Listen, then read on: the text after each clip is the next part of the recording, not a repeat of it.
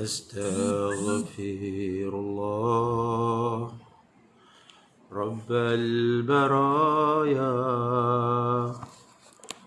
أستغفر الله من الخطايا أستغفر الله رب البرايا أستغفر الله من الخطايا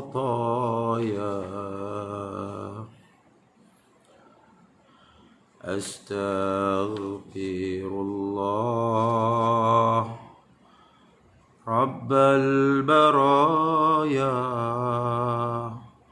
أستغفر الله من الخطايا.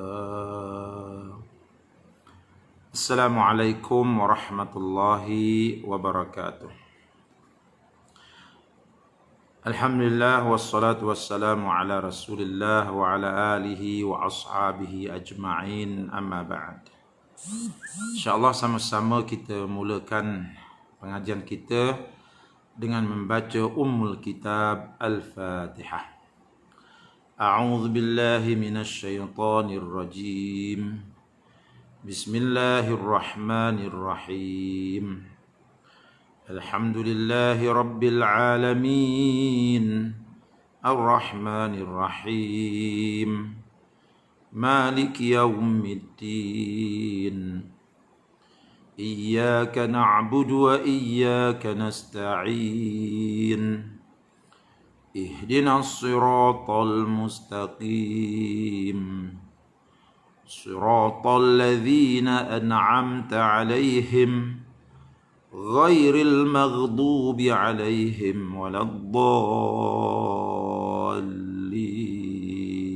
آمين. Sama-sama kita berselawat 10 kali kepada Nabi SAW. Inna Allah wa malaikatahu yusalluna ala nabi. Ya ayyuhalladzina amanu sallu alaihi wa sallimu taslima. Allahumma salli ala Sayyidina Muhammad wa ala ali Sayyidina Muhammad.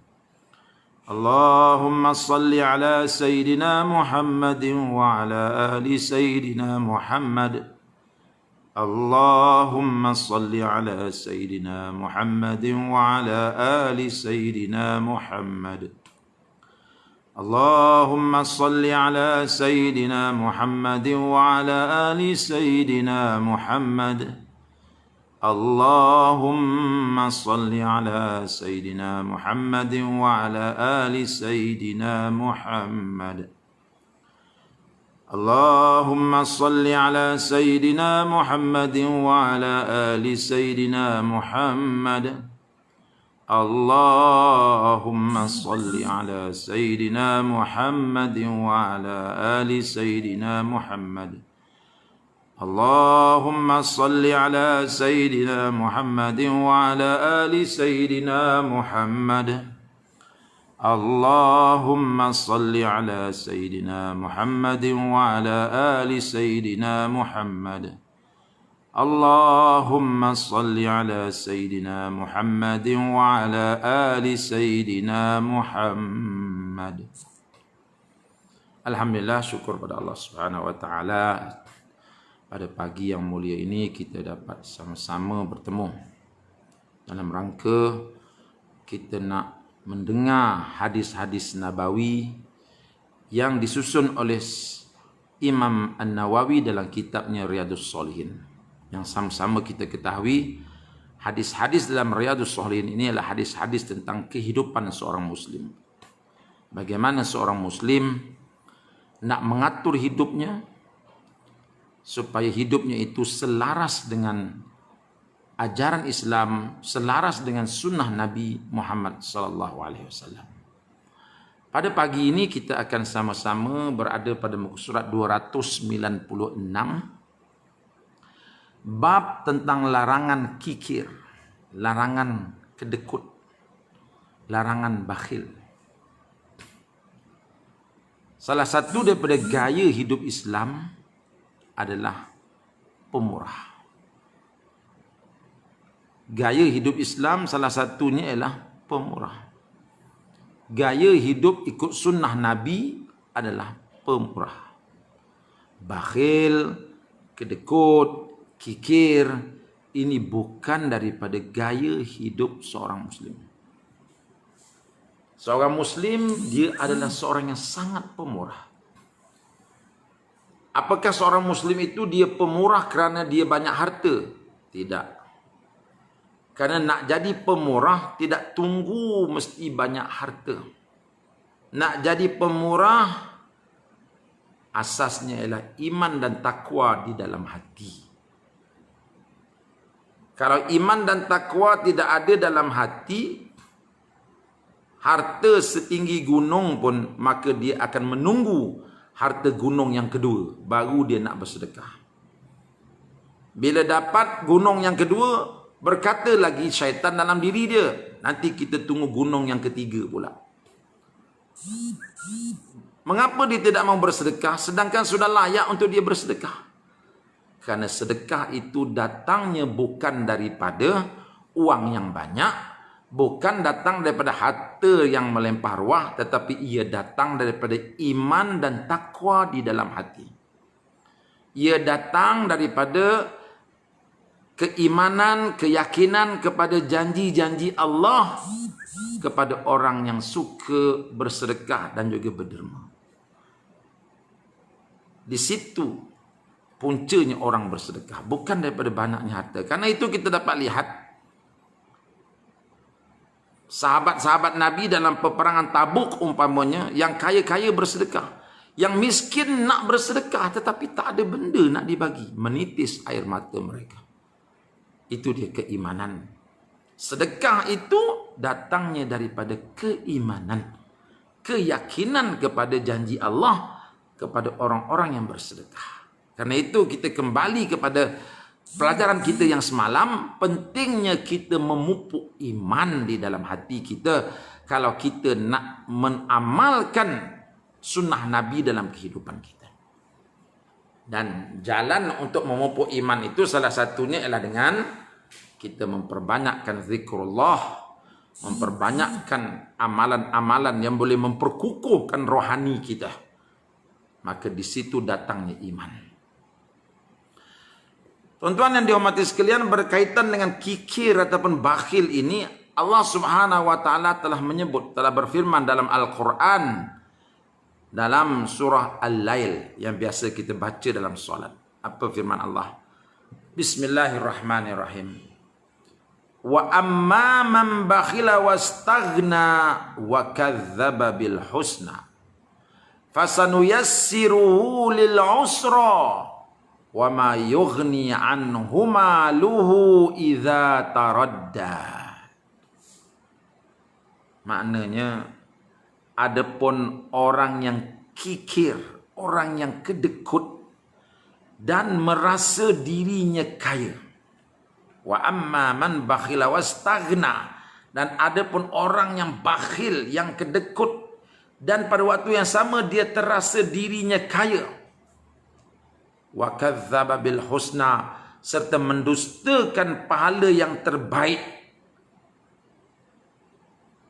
Fasanuyassiruhu lil usra, kelak kami akan menyiapkan baginya jalan yang sukar. Ya, maluhu idza taradda wa ma yughni anhu maluhu idza taradda, dan hartanya tidak bermanfaat baginya apabila ia telah binasa. Ini suatu ingatan daripada Allah. Balasan Allah kepada orang yang kedekut, yang bakhil. Tahukah tuan-tuan, kedekut yang paling dahsyat sekali, kedekut apa? Kedekut hatta kepada diri sendiri. Hatta kepada diri sendiri pun dia kedekut. Dia kerja banyak-banyak, kumpul duit. Danlah tak nak bersedekah untuk masjid surau. Danlah tak nak bersedekah untuk orang miskin, orang fakir. Hatta kepada diri dia sendiri pun dia tak nak bagi. Ya, ini kedekut yang dah dahsyat ni. Tapi dia tahu dia kaya. Dia tahu dalam simpanan dia ada banyak duit. Dia tahu gaji dia tiap-tiap bulan berapa, dia tahu banyak dia dapat tu, tapi kedekutnya dia tu. Dia rasa rugi bagi ke orang. Orang begini Allah Taala kata apa? Wa amman bakhila wastaghna. Adapun orang yang kikir dan merasa dirinya kaya, wa kadzdzaba bil husna, serta mendustakan pahala yang terbaik. Ya, Allah Ta'ala dah janjikan pahala yang besar kepada orang yang bersedekah. Dia tahu. Tetapi dia tetap tidak memandang langsung pahala sedekah itu. Yang dia tahunya, dia tak nak bantu sesiapa. Yang dia tahunya, dia tidak mau hartanya itu pergi kepada orang lain tanpa pulangan apa-apa yang dia dapat. Ini orang yang bakhil. Dalam waktu yang sama dia tahu dia kaya. Ya. Maka orang ini kata Allah, fasanu yassiruhu lil usra. Maka kami akan menyiapkan baginya jalan yang sukar. Ingat, makin kedekut bukan makin hebat. Makin kedekut makin Allah akan sediakan baginya apa? Jalan-jalan yang sukar. Dia akan menemui kepayahan di hadapan tu nanti. Kepayahan dalam kehidupan, kepayahan ketika nak meninggal dunia, kepayahan di negeri akhirat. Ini balasan besar kepada orang yang bakhil. Dalam keadaan dia susah nanti, kata Allah, wa ma yughni anhu maluhu idza taradda. Dan ketika itu hartanya tidak bermanfaat lagi baginya apabila ia telah binasa. Dah tak ada dah. Ketika mereka ini sudah masuk kepada kesukaran yang Allah janjikan, Allah dah kata dah, bila kamu bakhil, bila kamu bertuhankan harta kamu, siap kamu, aku akan sediakan kamu jalan yang sukar nanti. Maka ketika dia bertemu dengan jalan yang sukar itu, harta dia sedikit pun tidak akan dapat menolongnya lagi. Inilah dia. Inilah dia, tuan-tuan, ingatan Allah kepada kita. Mengapa Allah tidak suka kepada orang yang bakhil dan kedekut? Tuan-tuan, dalam Islam ni kita hanya bertuhankan Allah. Kita bertuhankan Allah artinya kita akan dengar cakap Allah. Allah beritahu kepada kita bersedekah. Maka karena kita hidup bertuhankan Allah, kita akan bersedekah karena kita dengar cakap dia. Sebab dia Tuhan kita. Kita tidak akan mendahulukan apa-apa selain daripada Allah. Tetapi orang yang kedekut ini, dia telah mendahulukan nafsu. Nafsu dia didahulukan lebih daripada Allah. Syaitan yang datang dalam fikiran dia itu, dia dahulukan lebih daripada Allah. Syaitan bisikkan, jangan bagi, nanti habis harta engkau. Jangan bagi, nanti tinggal sikit harta engkau. Sedangkan Allah kata bagi. Kalau engkau bagi, aku akan tambah lagi. Beri. Kalau engkau beri, aku akan tambah lagi. Kan kata yang berbeza tu. Tetapi tetap dia menangkan kata-kata syaitan dia. Tetap dia menangkan kata-kata nafsu dia. Maka ketika itulah datang kebencian Allah kepada orang ini. Kenapa? Orang yang bakhil ini orang yang mengenepikan Allah. Orang yang bakhil ini adalah orang yang mendahulukan nafsu dia dan syaitan dia. Orang yang bakhil ini adalah orang yang tidak yakin dengan janji Allah. Sebab itu Allah benci kepada orang yang bakhil.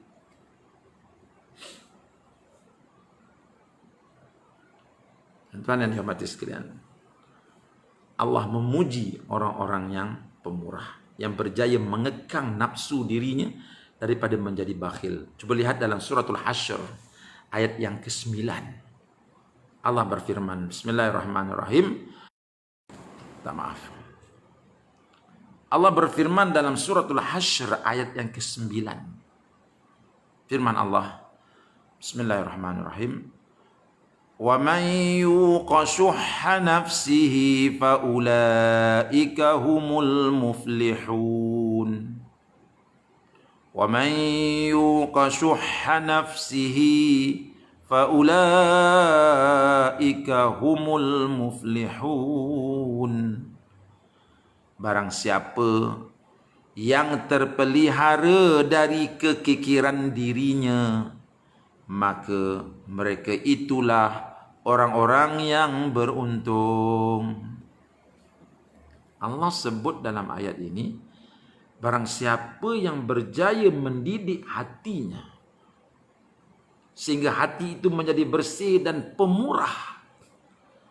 Barang siapa yang berjaya mengenepikan kata-kata dan bisikan syaitan supaya jangan bersedekah, dia tetap bersedekah. Barang siapa yang berjaya mengenepikan panggilan nafsunya yang mengajak dia supaya jangan bersedekah, dia tetap bersedekah.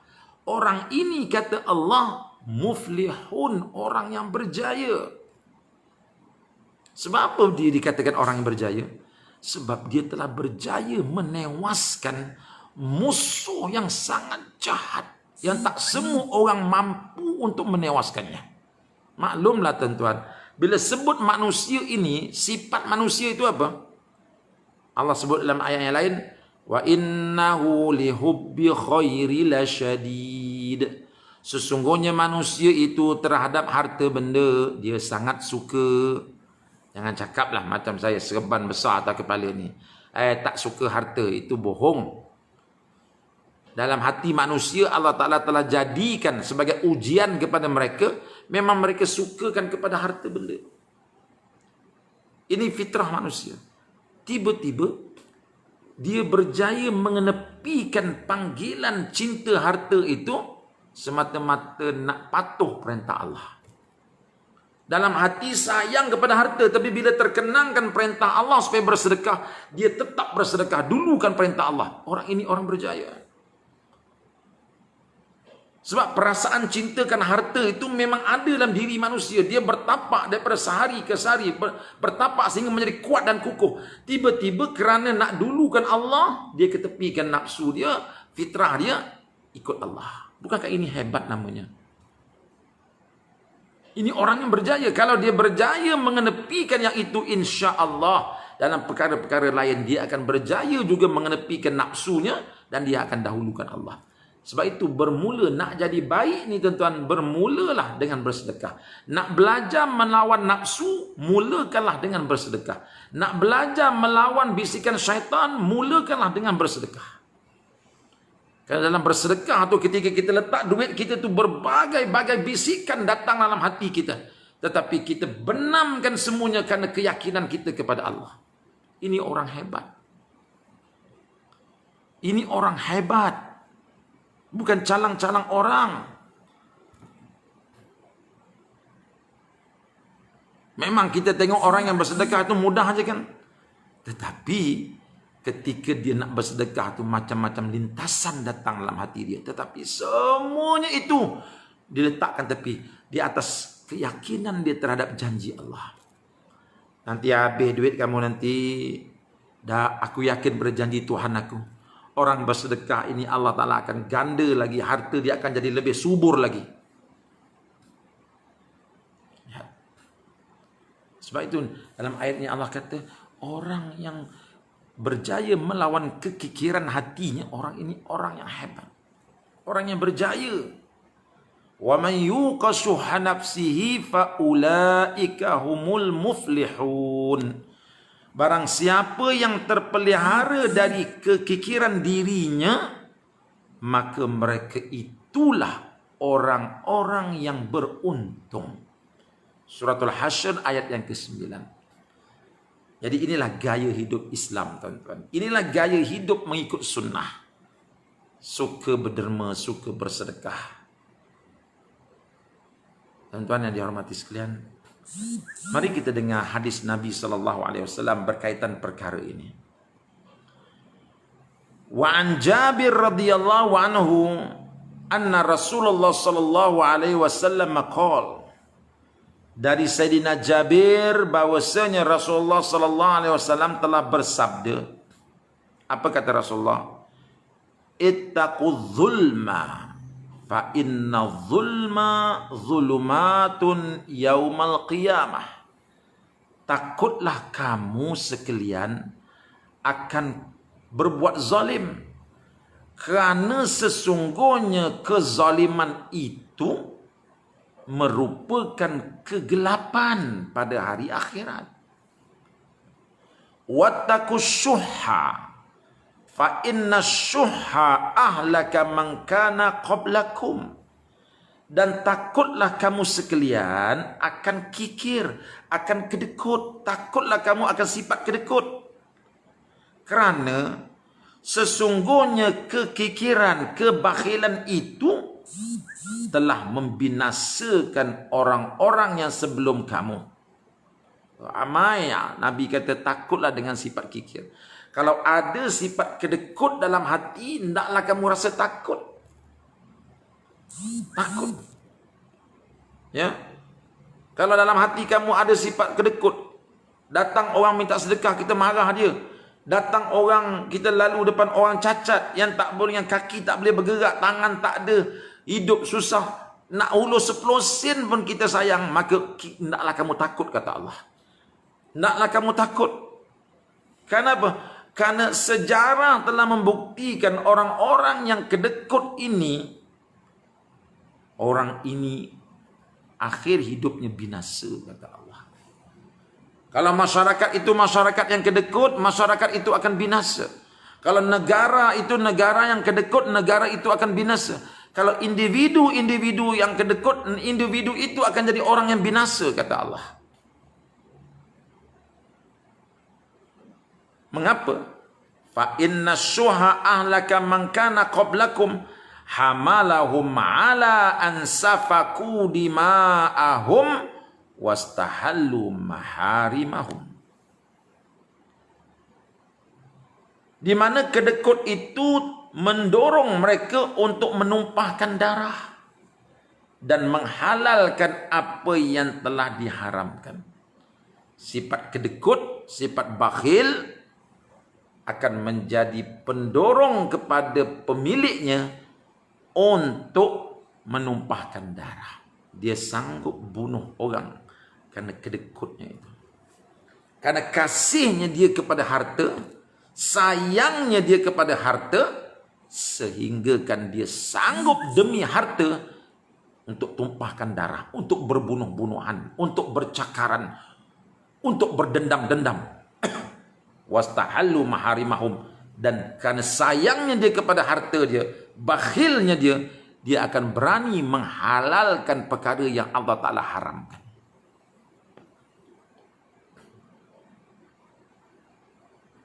Inilah yang perlu kita takut, teman-teman. Orang yang bekerja, mencari rezeki, dia letakkan niat awal-awal. Cari rezeki, insya-Allah nak bayar zakat. Cari rezeki, insya-Allah nak bagi nafkah anak isteri. Selepas tu nak bagi kat emak. Cari rezeki, kemudian dah bagi kat emak, dah bagi kat anak pinak, dah bagi kat isteri, nak bantu pula orang-orang susah. Bila niat itu dipasang, tuan-tuan, orang ini akan terjaga daripada apa? Daripada membuat perkara yang tak betul ketika dia bekerja.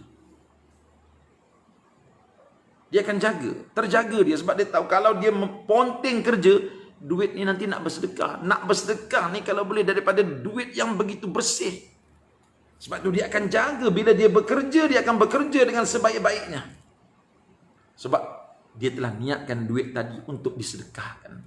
Yang nak disedekahkan mesti daripada sumber yang baik. Kerja ponting, gaji tak baik. Tapi kerja yang bersungguh-sungguh, gaji itu akan bersih, suci. Sebab itu bila dia pasang niat di awal, insya-Allah dia akan jadi pekerja yang baik. Tapi kalau di awal lagi niatnya sudah kerana dunia, tak ada sedikit pun nak bersedekah, nak berzakat, maka kita akan dapat lihat orang ini, dunia diletakkan dalam fikirannya, keuntungan diletakkan dalam fikirannya. Maka bila dua itu menjadi asas, maka orang ini akan rosaklah kehidupannya. Dia akan berkira-kira dalam segala perkara.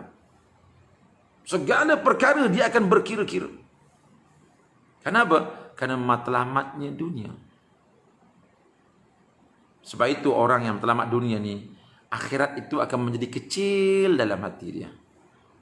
Akhirat itu akan menjadi kecil dalam hati dia. Akhir sekali keluar dekat mulut dia, mana ada percuma sekarang, dia akan keluar macam tu. Sebab apa tu? Sebab akhirat sudah menjadi kecil dalam hati dia. Karena dia telah jadikan dunia sebagai sebesar-besar perkara yang dia kejar. Ini sudah bahaya, tuan-tuan. Keadaan ini bahaya kalau dia masuk ke dalam hati kita. Sebab itu Nabi pesan, siapa-siapa yang ada sifat bakhil, ketahuilah anda berada dalam keadaan yang bahaya. Cepat-cepatlah berubat. Jadi nak berubat penyakit bakhil ni, tuan-tuan, pertama sekali, bacalah ayat-ayat Quran, hadis-hadis Nabi tentang kelebihan bersedekah. Itu mula-mula sekali. Dah baca, dah faham, sehingga datang keyakinan kita kepada janji Allah kepada orang-orang yang suka bersedekah. Jadi bila kita bersedekah tu, letak saja duit dalam kantung tu, ketika itu kita rasakan kita sedang memetik janji Allah kepada kita. Ini dia. Ini nak belajar bagaimana nak jadi pemurah. Kita baca hadis-hadis tentang kelebihan sedekah, hadis tu kata begini, kita rasa Allah, hebatnya janji Allah kepada orang yang bersedekah. Jom kita pergi masjid, letakkan duit RM10 dalam tabung masjid. Selepas letak tu duduk sekejap, tutup mata, renungkan. Rasakan sekarang ini rahmat Allah sedang turun kepada kita.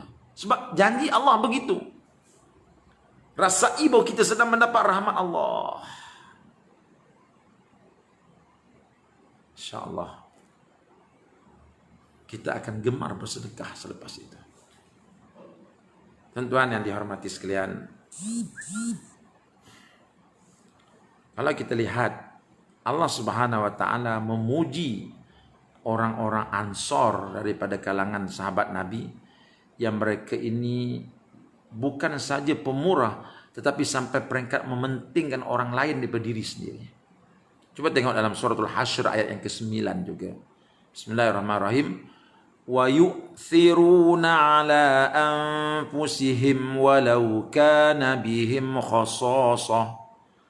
Sahabat-sahabat Ansor mengutamakan kawan-kawannya, yaitu sahabat-sahabat muhajirinnya, atas diri mereka sendiri, walaupun mereka memerlukan apa yang mereka berikan itu. Allah memuji mereka ini. Al-Ansar, ahli surga. Mengapa mereka jadi ahli surga, tuan-tuan? Karena dalam diri mereka ada satu sifat. Sifat al-ithar. Apa makna al-ithar? Mementingkan kebahagiaan orang. Mementingkan keadaan keselesaan orang lebih daripada diri sendiri. Sanggup dia memberi sesuatu yang dia sayangi, asalkan kawannya tadi berbahagia, walaupun dia sayang kepada benda yang diberikan itu. Ini namanya sifat al-ithar. Ini sifat yang Allah Ta'ala puji yang ada pada golongan Ansor, yang sanggup menerima kedatangan sahabat-sahabat muhajirin ke negeri mereka, yang datang dengan sehelai sepinggang. Jadi inilah yang perlu kita tinjau diri kita, tuan-tuan. Kalau dah ada, kita perhebatkan lagi. Kalau yang belum ada, ayo kita perkukuhkan diri kita dengan membaca ayat-ayat fadilat-fadilat tentang bersedekah. Dan selepas itu mulakan bersedekah. Dan selepas bersedekah, duduk sebentar, rasakan bahawa kita sedang menerima rahmat daripada Allah kerana kita telah bersedekah. Jadi gaya hidup Islam, sunnah yang diajar oleh Nabi ialah apa? Bersedekah, jadi orang yang pemurah, suka membantu insan yang memerlukan. So, saya rasa itu saja kuliah kita pada pagi ini. Assalamualaikum warahmatullahi wabarakatuh.